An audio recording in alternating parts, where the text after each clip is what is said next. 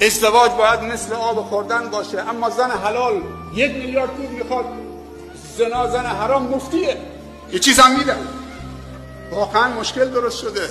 من تو جامعه هستم، من با جوانا هستم، درد دلشون به من میگن، با من تعارفی ندارن، خیلی وقتا شکایت پدر و مادرشون میکنن. به این جوانا رحم بکنید. ازدواج برای پوز دادن نیست که تو بخوای با ازدواج پسر و دختر پوز بدید. من چه این مراسم باشی کوهی؟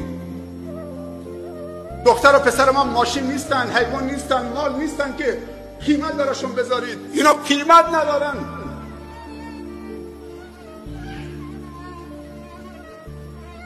اینا فرزندان ما هستن، جگرگوشه های ما هستن.